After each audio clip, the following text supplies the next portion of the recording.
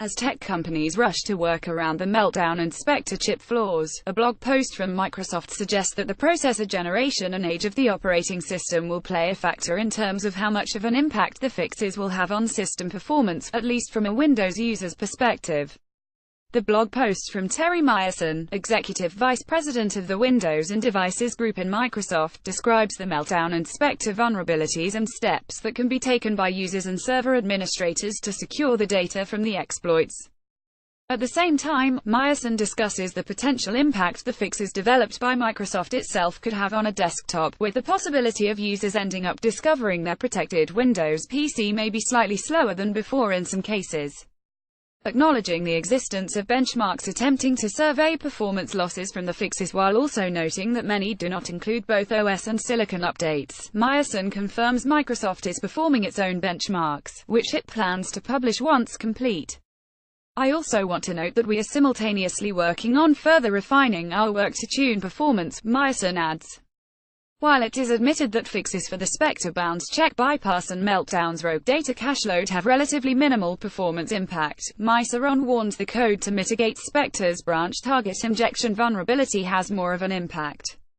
In Microsoft's testing so far, users of Windows 10 on 2016-era PCs running Skylake, Kaby or newer Intel architectures will be impacted the list, potentially seeing single-digit slowdowns. Myerson doesn't expect the majority of users with these newer PCs to notice a change because these percentages are reflected in milliseconds. Running Windows 10 on older desktops from 2015 and earlier, including Haswell-based processors, may have more significant slowdowns than those on newer PCs, with Myerson expecting some users will notice a decrease in system performance. The expectations change when this second group of PCs are running Windows 8 and Windows 7, with most users thought to see a hit to performance.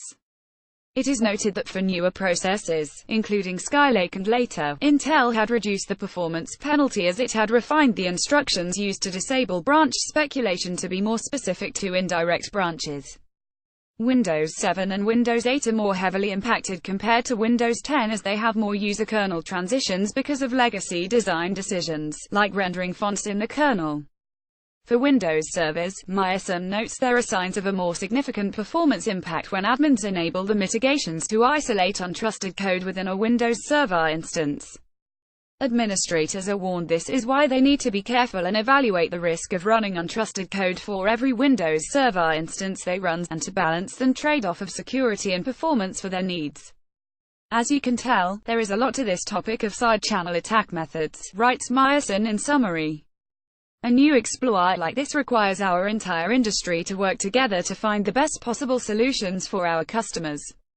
While Microsoft's findings do indicate patching Meltdown and Spectre can result in a noticeable slowdown of a desktop, the blog post only relates to Windows PCs. It is ultimately unclear how much of an impact such fixes will have for macOS users. Apple has confirmed all processors on the Mac, iPhone, and iPad were potentially vulnerable to the attack vectors.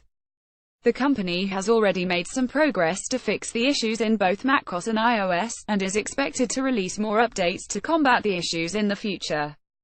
Microsoft's own efforts has come under fire after customers complained about AMD-based PCs suddenly becoming unusable, after installing a related Windows security update.